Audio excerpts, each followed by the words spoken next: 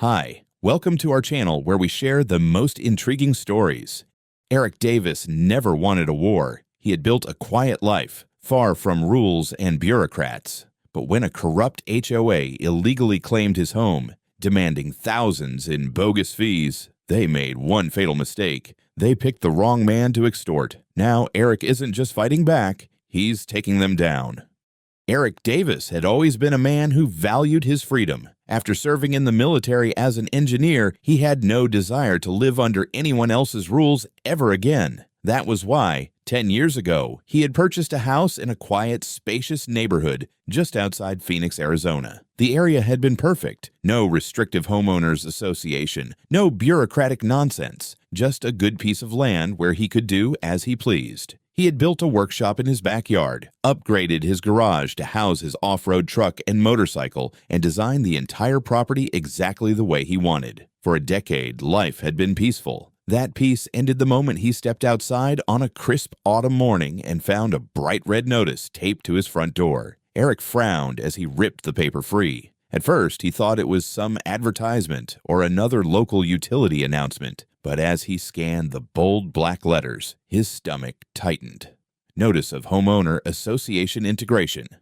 Dear Resident, as part of our continued community enhancement efforts, your property has now been formally incorporated into the jurisdiction of the Westbrook Homeowners Association. Effective immediately, you are required to adhere to all association regulations and fulfill financial obligations. Outstanding balance due, $9,500. Retroactive fees for community upkeep. Monthly dues moving forward, $2,000. Failure to comply may result in fines, legal action, or property foreclosure. Sincerely, Philip Lawrence, President, Westbrook Homeowners Association. Eric felt his pulse quicken with anger. He had never signed any agreement to be part of a homeowners association. When he bought his house, the area had been free of any governing body. He had deliberately chosen this property because it wasn't subject to someone else's rules. How could they suddenly decide that his home was under their control? Shaking his head, he pulled out his phone and called the number at the bottom of the notice.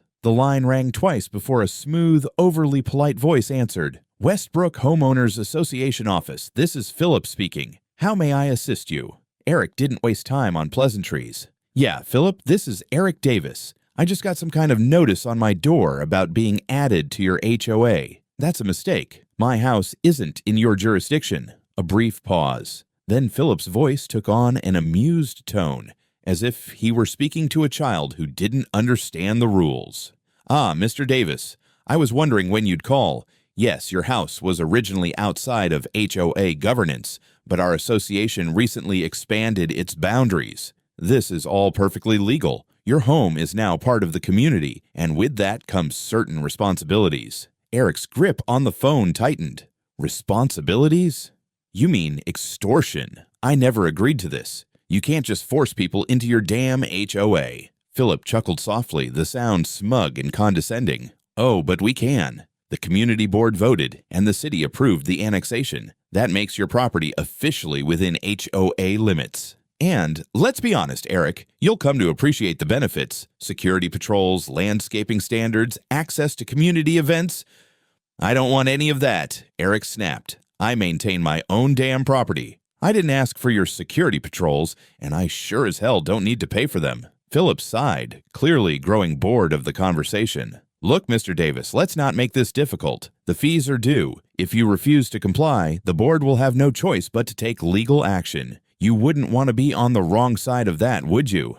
Eric felt his blood boil. This wasn't a misunderstanding. This was a shakedown, a bunch of self-important bureaucrats trying to extort him for thousands of dollars. He wasn't about to let that happen. Try me, Eric growled before hanging up the phone. As he stood there, fists clenched, a single thought burned in his mind. If Philip and his HOA thought they could push him around, they were in for a rude awakening. Eric had dealt with his share of bullies before, on deployment, in backroom negotiations with contractors, even with stubborn city inspectors. But what Philip and his HOA were pulling was something else entirely. This wasn't just some paperwork dispute. This was an outright takeover, and Eric had no intention of rolling over.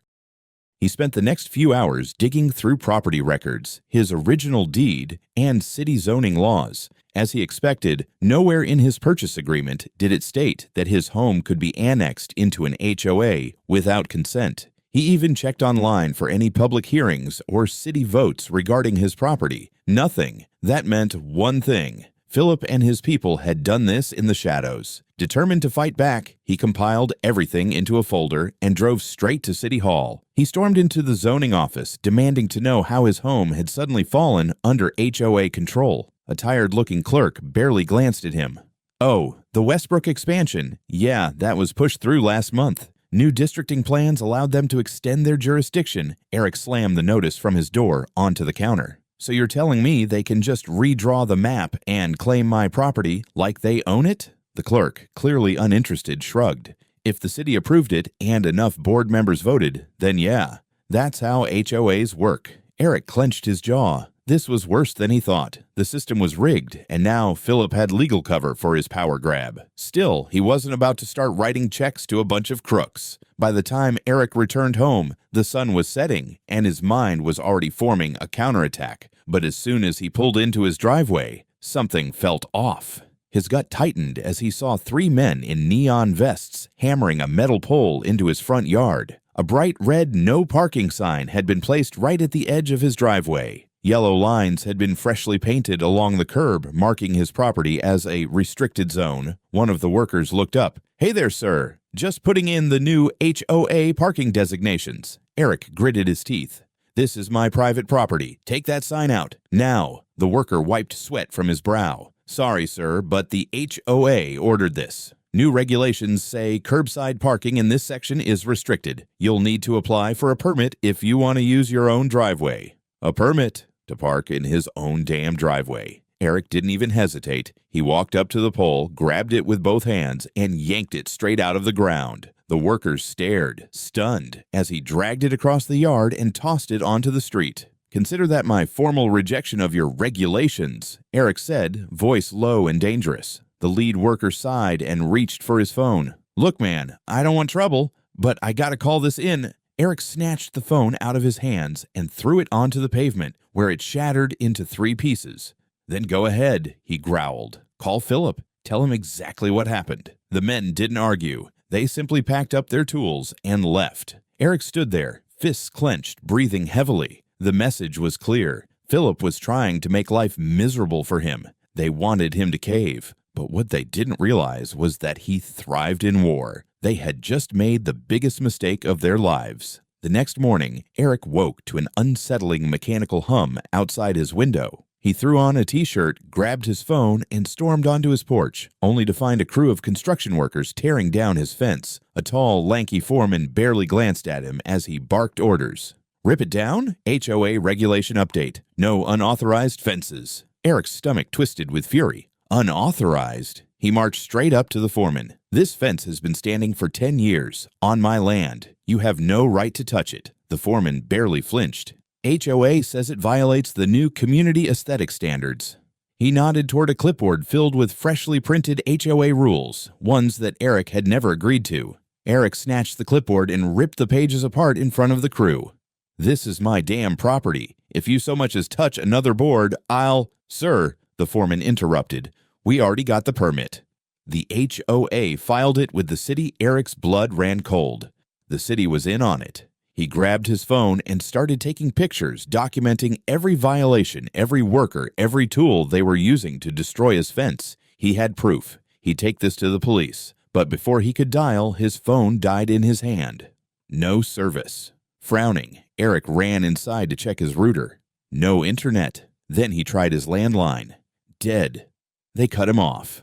With his heart hammering in his chest, he grabbed his gun from his safe and stepped back outside, fully ready to end this madness. But the foreman was already packing up. The damage was done. His fence was gone.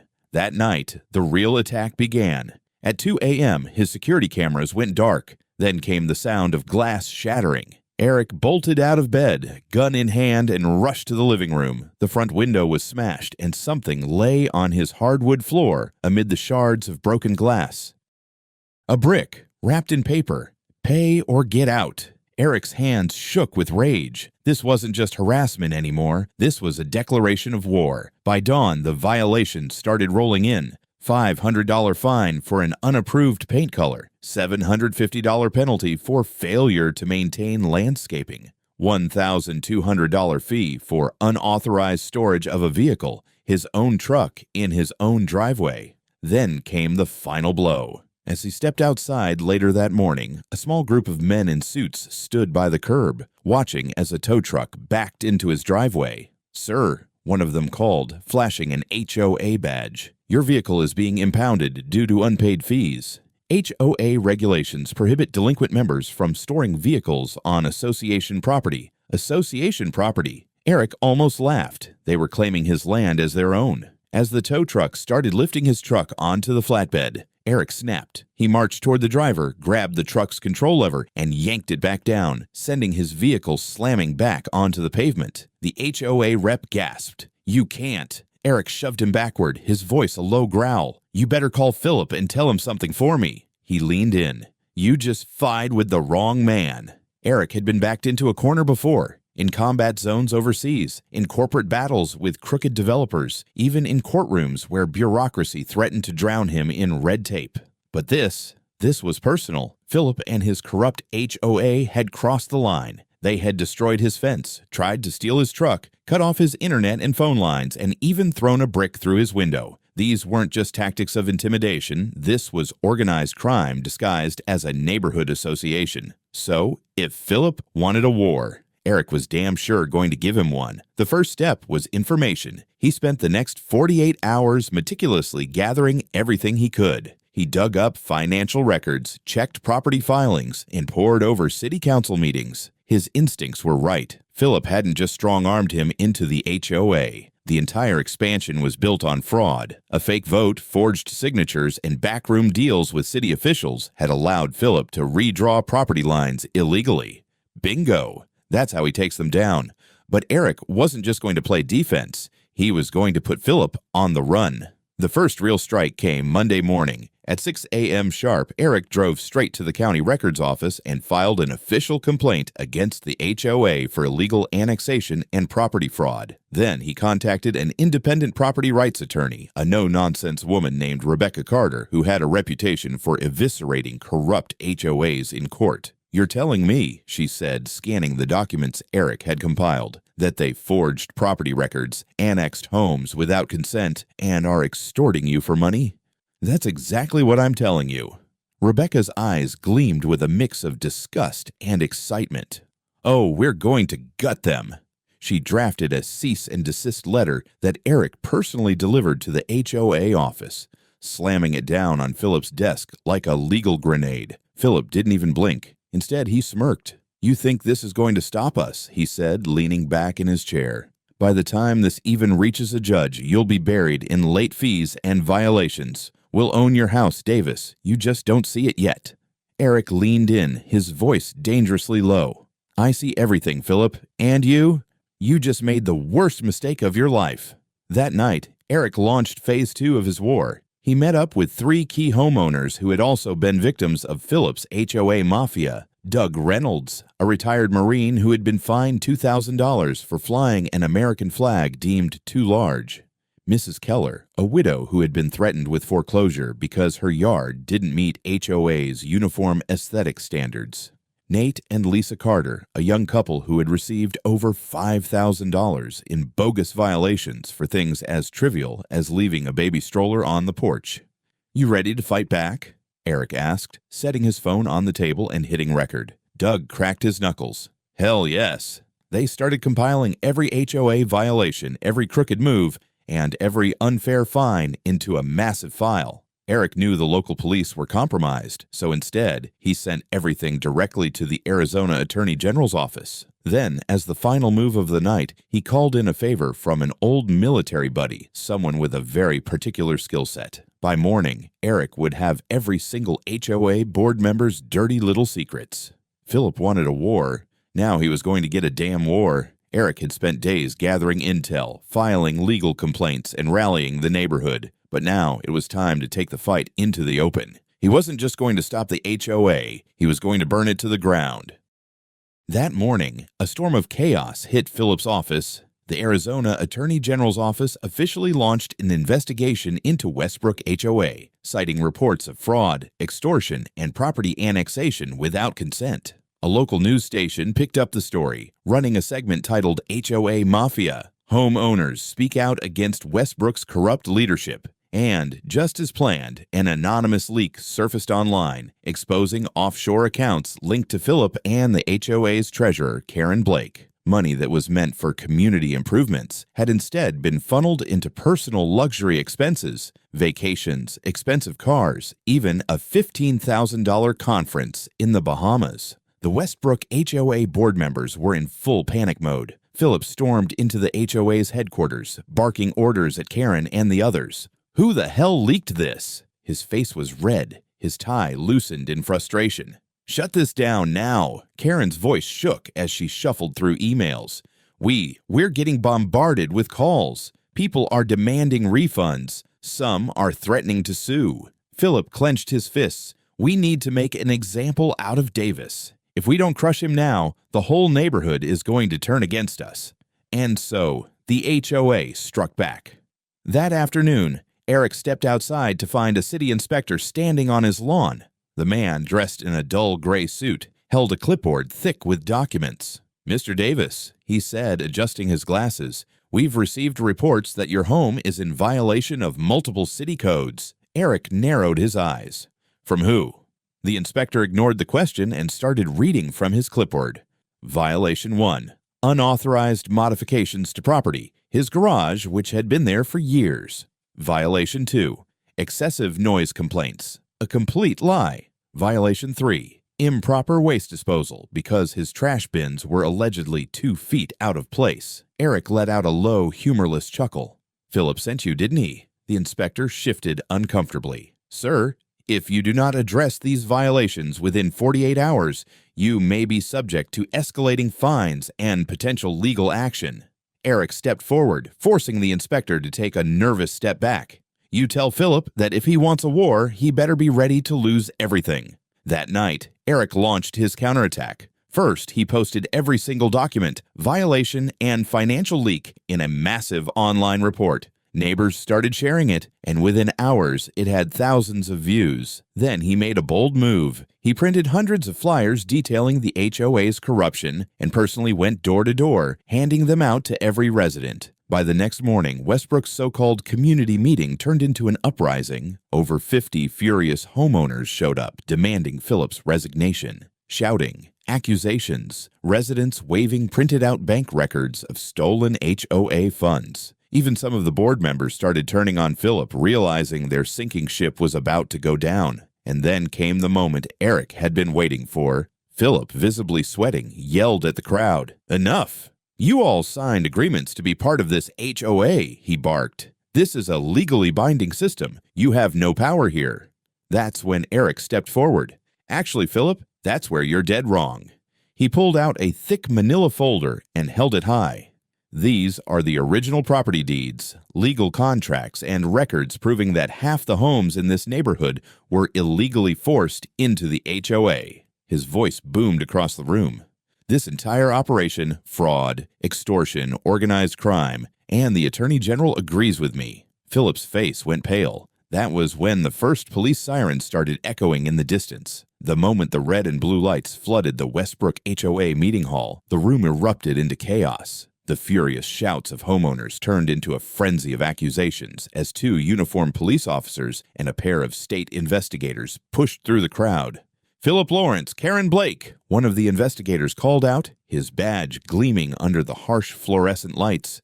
"We need to have a word." Philip froze mid-sentence, his usual smug demeanor cracking as the realization hit. This wasn't just another complaint. This was real. His hands twitched as he instinctively reached for his phone, but before he could do anything, the investigator slapped a folder onto the HOA table. "We have evidence of fraudulent annexation, misappropriation of HOA funds, and illegal fines issued under your leadership." His voice was calm but razor-sharp. "You're going to want to come with us." The entire room fell into a stunned silence, and then the homeowners cheered. Philip's face contorted with rage. "This is a mistake. "This is harassment," he sputtered, gripping the edge of the podium. "I am the legally elected president of this association. You can't just—" The officer grabbed his wrist, twisting it behind his back in a swift, practiced motion. Metallic cuffs clicked shut. Philip screeched, "I'll sue all of you." Eric watched with cold satisfaction as Philip was dragged toward the exit, his expensive shoes scraping against the tiled floor. But he wasn't done yet, because Karen tried to run. The HOA's treasurer darted toward the side door, clutching her handbag like it contained her last hope of escape. But Eric was faster. He stepped into her path, blocking the exit. "Where are you going, Karen?" His voice was low, lethal. Her eyes darted around, wild with panic. "Eric, listen, I was just doing what Philip told me. I didn't mean—" Eric held up his phone, pressing play on a recording of her voice, taken from a leaked HOA board meeting. "Just file the fines. If they don't pay, we'll hit them with foreclosure threats until they fold." Karen's face drained of color. Behind him, an investigator walked up with handcuffs ready. "Karen Blake, you are under arrest for financial fraud and conspiracy to commit extortion." Her legs buckled as the officer pulled her arms behind her back. "Please, this is a misunderstanding. I can pay it back." Eric leaned in close as the cuffs locked around her wrists. "Too late for that, sweetheart." The fallout spread like wildfire. By morning, the news had exploded across local TV stations and online blogs. Westbrook HOA leaders arrested in fraud scandal. Illegal HOA annexations exposed. Residents fight back.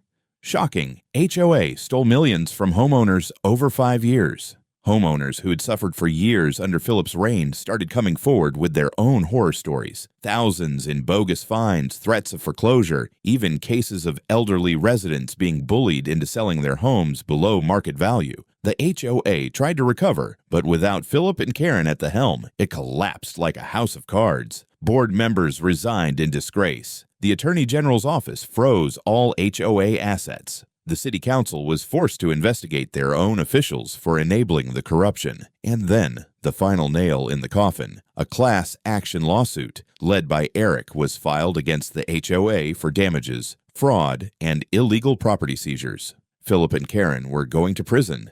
The HOA was finished. And Eric? He stood on his porch that evening, sipping a cold beer, watching as the HOA's headquarters was shut down for good. The war was over. And he had won.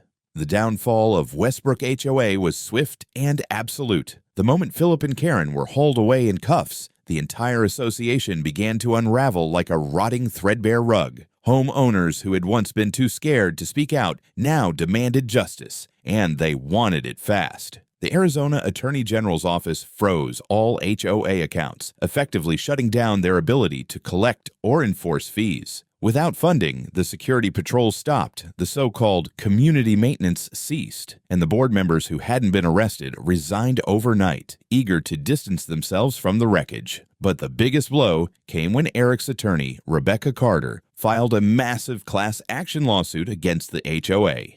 Every illegal fine issued, refunded with damages. Every forged property annexation, nullified. Every homeowner threatened with foreclosure, their records wiped clean. The case exploded in the media, and Eric found himself standing in front of cameras, microphones shoved in his face as reporters fired questions like bullets. "Mr. Davis, how does it feel to take down one of the most corrupt HOAs in the state?" Eric, standing on the steps of the courthouse, grinned. "Feels about right." Meanwhile, Philip and Karen's nightmare was only beginning, with multiple felony charges stacked against them, including fraud, racketeering, and conspiracy to commit extortion. Their bond requests were denied. Both were held in custody, awaiting trial. And when the rest of the board members were dragged into depositions, the real horrors came to light. Philip had personally approved over $2.3 million in fake maintenance contracts, money that was funneled into his private offshore accounts. Karen had signed off on foreclosure threats against elderly residents attempting to seize homes and flip them for HOA profit. Other board members had taken kickbacks from construction companies, inflating the cost of basic neighborhood repairs by over 400%. The jury didn't even deliberate for long. Philip Lawrence, sentenced to 15 years in federal prison. Karen Blake, 7 years for fraud and conspiracy. 2 other board members, plea deals, but lost everything in civil suits. Westbrook HOA was officially disbanded by court order. And then came the true restoration of justice. With the HOA dead, the neighborhood voted to eliminate all remaining restrictions, every ridiculous rule, every absurd fine, every ounce of bureaucratic control gone. For the first time in years, residents actually felt free. Flags went back up, fences were rebuilt, yards flourished with gardens and decorations that had once been banned. And Eric. He hosted the biggest damn barbecue the neighborhood had ever seen. Beer flowed, kids played in the open streets, and for the first time in years, there were no HOA spies taking notes, no threats of fines, no fear. As he sat back in his lawn chair watching the sunset, Doug, his ex-Marine neighbor, clinked a beer against his. "You did it, man," Doug said, shaking his head. "You actually did it." Eric took a long sip, savoring the moment. "Damn right I did." And for the first time in a long time, he knew peace. The fall of Westbrook HOA sent shockwaves far beyond the neighborhood. News stations continued covering the corruption scandal for weeks, using Eric's story as a prime example of HOA overreach and abuse. Across the state, other neighborhoods began challenging their own HOA rules, and a bill was even proposed in the state legislature to limit the power of homeowner associations. For the first time in years, people weren't afraid anymore. Eric, however, wasn't interested in the political circus. He had fought his war and won. That was enough for him. Now, all he wanted was his damn peace and quiet back. And, at long last, he had it. A month after Philip and Karen's sentencing, the neighborhood felt like an entirely different place. Gone were the ridiculous fines, the constant surveillance, the threats over minor violations. Doug raised his American flag again, this time twice as big, just to spite the ghosts of the HOA. Mrs. Keller planted a massive flower garden in her front yard, something she had been fined for repeatedly in the past. Nate and Lisa finally got to enjoy their home without worrying about their baby's stroller violating some made-up rule. And Eric restored his fence, reinforced it with steel posts, and installed his own security system, one that no HOA would ever have control over again. One evening, as he sat on his porch with a cold beer in hand, he saw a familiar sight. A moving truck parked in front of Philip's old house. A young couple was moving in, completely unaware of the war that had been fought on these streets just weeks before. Eric watched as they looked around, breathing in the peaceful neighborhood they had just become part of. For a moment, he considered walking over, telling them exactly what had gone down, warning them about the tyranny that had once ruled these streets. But then he saw something that made him stop. A kid on a bike, riding through the street. No fear, no parents yelling about HOA rules. No clipboard-carrying busybodies ready to find someone for existing. Just freedom. And that was all that mattered. Eric took another sip of his beer, leaning back in his chair. Westbrook HOA was dead. The neighborhood was free. And life, for the first time in years, was finally good.